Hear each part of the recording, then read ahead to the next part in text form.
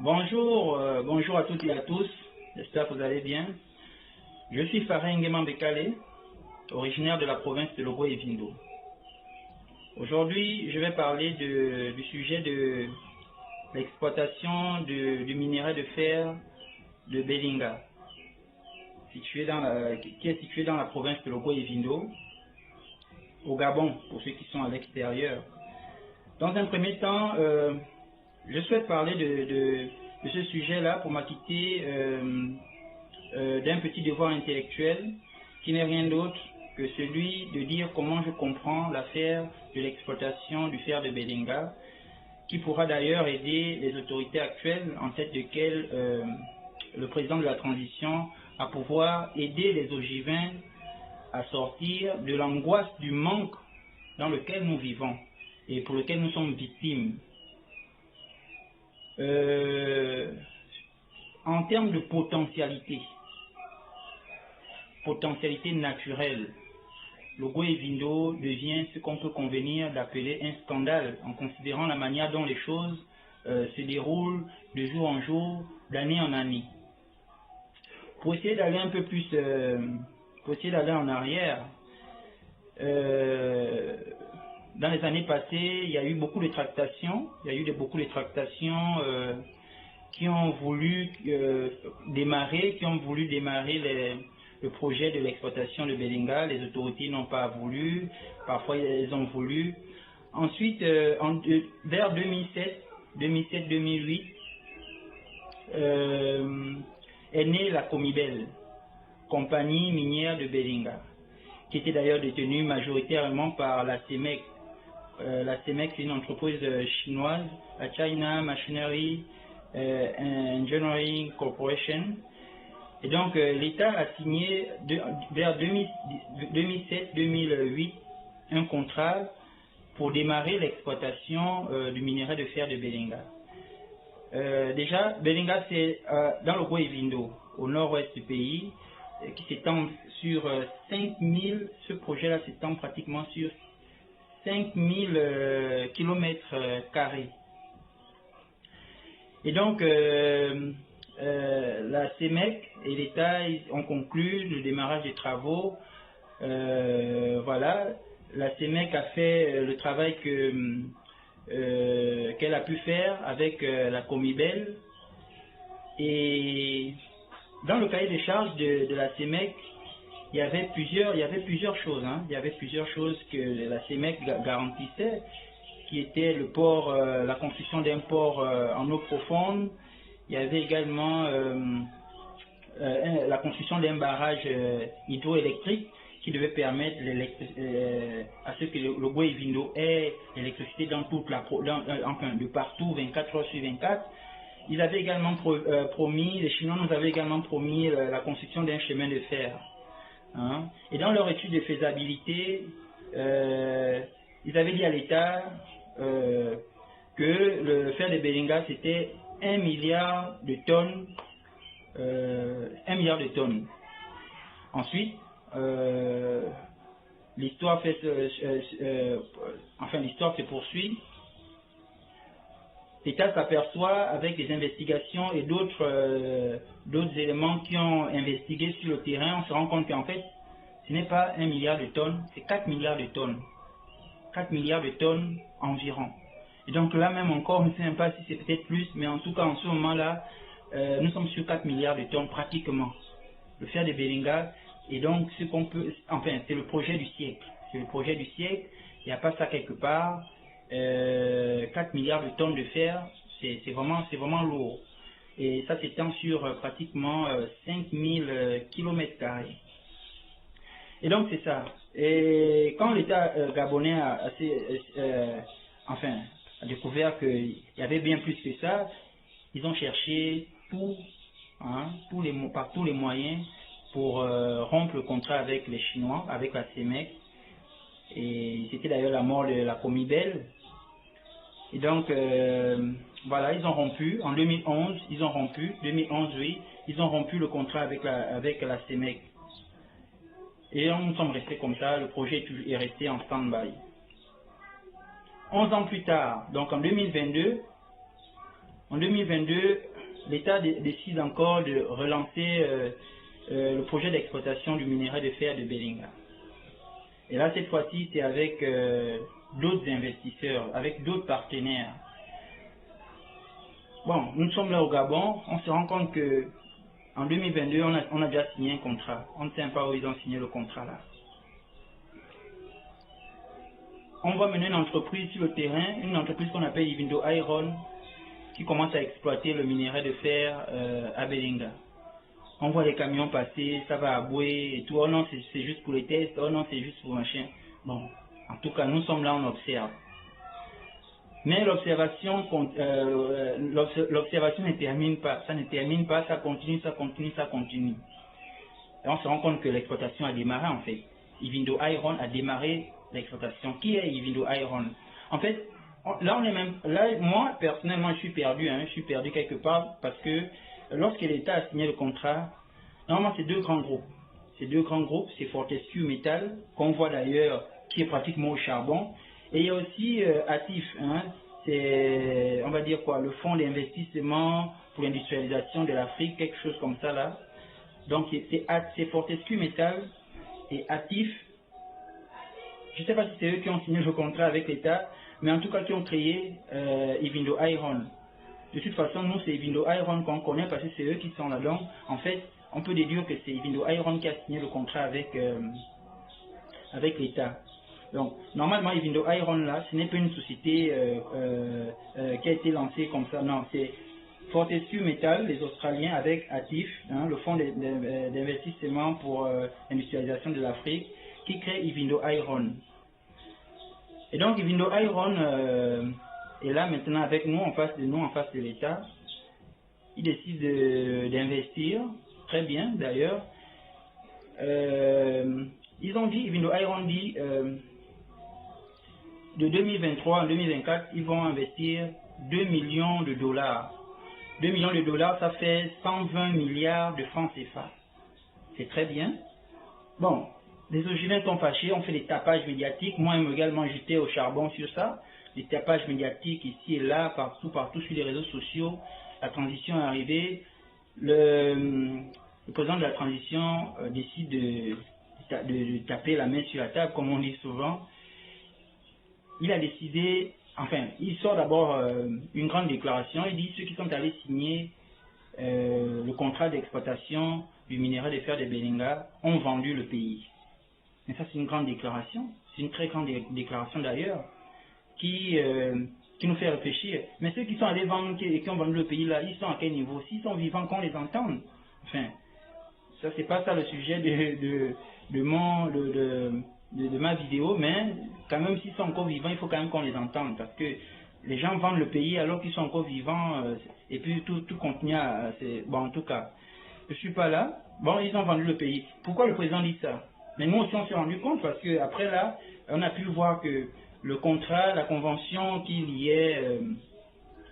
le Gabon à Ivindo Iron à 91 pages par là, voilà, 91 pages. Et c'était un contrat vraiment compliqué à comprendre. 91 pages vraiment compliquées. Il n'y avait rien de bénéfique pour le Gabon dans cette affaire-là. Rien de bénéfique. Déjà, Ivindo Iron n'a pas fait une étude de faisabilité. Ils n'ont pas fait l'étude de faisabilité, contrairement à la CEMEC des Chinois qui avaient au moins fait quelque chose. Mais pour lesquels on a dit non, comme ils n'ont pas fait de bons rendus, il faut rompre le contrat avec eux. Ivindo Iron n'a pas fait une étude de faisabilité. Dans les clauses de contrat des 91 pages là, Ivindo Iron, je ne sais pas, c'est ceux qui ont décidé, c'est compliqué quoi l'affaire là.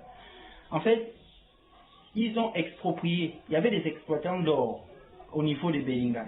Parce qu'en fait, à Belinga, ce n'est pas seulement le fer, il y a des nappes d'or, il y a des nappes d'autres éléments précieux en fait. Et donc, voilà. Pourquoi Ivindo Iron va exploiter le fer de Belinga, mais on arrache les contrats sans prévenir, sans dédommagement, on arrache les contrats à tout le monde. Donc ça veut dire qu'Ivindo Iron aussi prend l'or. En fait, on ne sait pas.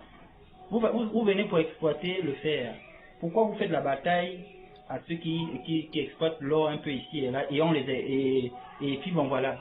Donc jusqu'à présent, on ne sait pas à quel niveau. Si vous exploitez aussi même l'or et d'autres éléments.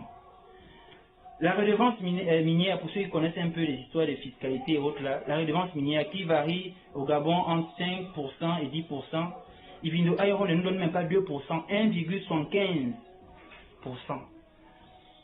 Mais on se pose des questions, on se pose des vraies questions. Qu'est-ce qui se passe?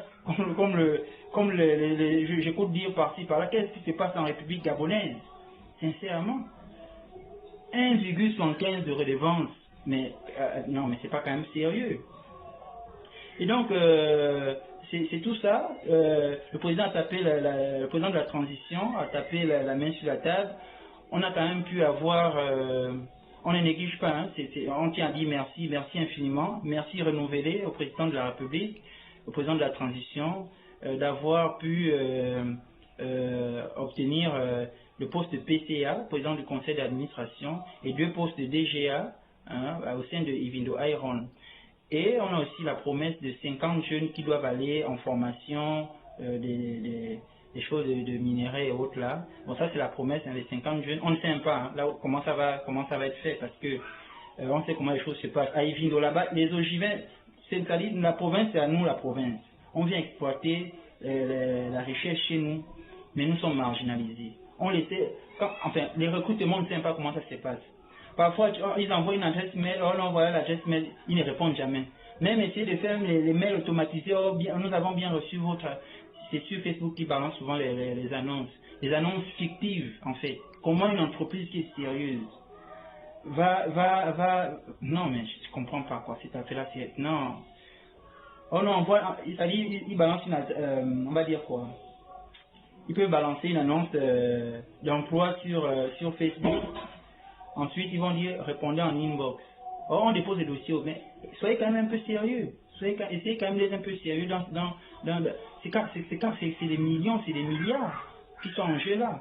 Et c'est notre province, on doit aussi travailler. Le Gabon, oui, les autres Gabonais doivent travailler, mais pourquoi on marginalise les Gabonais? Pour travailler là-bas, il faut connaître un Camerounais, d'ailleurs, puisque le DG était un Camerounais, il faut connaître un Camerounais, il faut que c'est ton beau-frère, il faut connaître un Westaf, peut-être que c'est... on n'est pas xénophobe, hein, mais c'est pas normal qu'on vienne exploiter le fer de Belinga chez nous, et puis nous-mêmes nous sommes mis de côté. Il y a les diplômés en tout, hein. Si c'est les langues, l'anglais, tout ça, nous ne sommes pas l'anglais. Il y a beaucoup d'ogivins qui parlent l'anglais, qui peuvent être on les appelle comment? Les interprètes, il y a les techniciens, il y a les ingénieurs, il y a tout en fait. Donc vraiment ce côté-là, on se pose énormément de questions.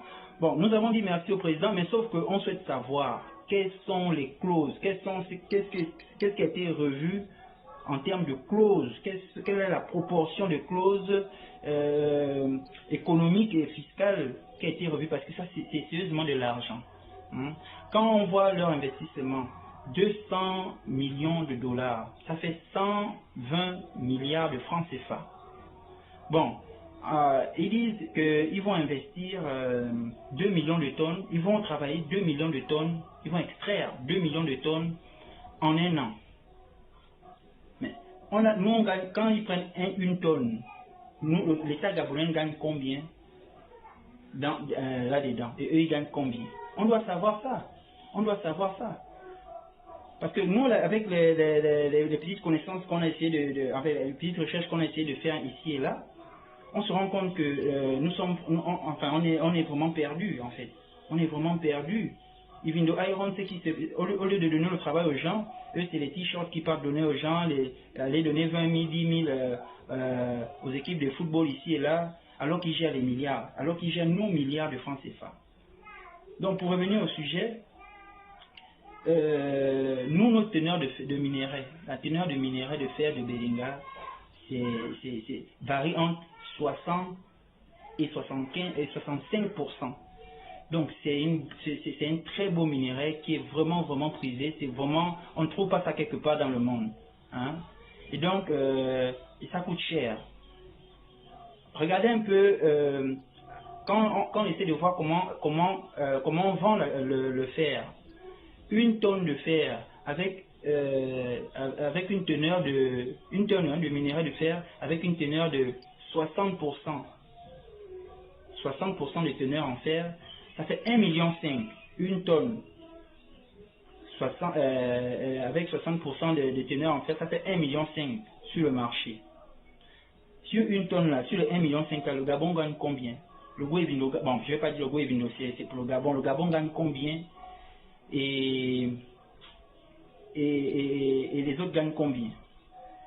Parce que quand on essaie de faire le calcul, 2 millions de tonnes par an, si une tonne de fer est égale à donne 1,5 million, 2 millions de tonnes est égal à combien? Le calcul est vite, la règle des 3 est vite faite. 2 millions fois 1, ça fait 3 000 milliards que les gars gagnent en un an, qui gagnent en un an. 3 000 milliards qui gagnent en un an. Là, on est dans les standards, hein, on est dans les 60%, mais notre minerai aussi, ça varie jusqu'à 65%. Là, on ne rentre même pas dans les micro-détails techniques de retravailler le fer, qui peut être susceptible de remonter encore la teneur et autres. Seulement les 60% là, le standard, une tonne de fer est égale à 1,5 million sur le marché. S'ils prennent 2 millions de tonnes par an, donc 2 millions de tonnes, ça va faire combien? 2 millions de tonnes fois 1,5 million, ça fait 3 000 milliards qui gagnent en un an. Donc en 2 ans, puisqu'ils ont dit qu'ils ont investi 200 millions de dollars, hein, ça c'est qui fait 120 milliards de francs CFA, en 2 ans ça leur fait 6 000 milliards. Mais attendez, si c'est ça le problème, que nous-mêmes on investit des 120 milliards, on leur rend leur argent, je ne sais pas si c'est possible, même je ne sais pas, sincèrement. Ça, c'est quel genre d'investissement eux, ils investissent 120, mais on a même le Gabon a l'argent. Soit on prête même 120 milliards quelque part, et nous-mêmes on investit ça, et tout nous revient directement. En un an, ça nous fait 3 000 milliards. 2 ans, 6 000 milliards. Mais on se rend compte qu'on est largement gagnant. Bon, en considérant la façon dont les choses se passent actuellement, même les petits travaux qu'on demande, ils ne veulent pas. Il faut que les choses doivent être revues, les choses doivent être revues sincèrement. Là, on n'en peut plus sincèrement. Et donc, voilà, c'est un peu ça le sujet que je voulais parler. Même la route, on ne sait pas à quel niveau. Même nous faire la petite route nette. C'est-à-dire, quel que soit l'investissement qu'ils peuvent faire dans le Goévindo, ils seront toujours gagnants. Mais même là aussi, ils ne veulent pas. C'est gênant et ça nous révolte. Vous allez toujours voir les ogivins sur la route, par-ci et par-là, parce que ça ne va pas. Nous souhaitons vraiment que le président essaie de revoir ça. Il essaie de revoir ça vraiment.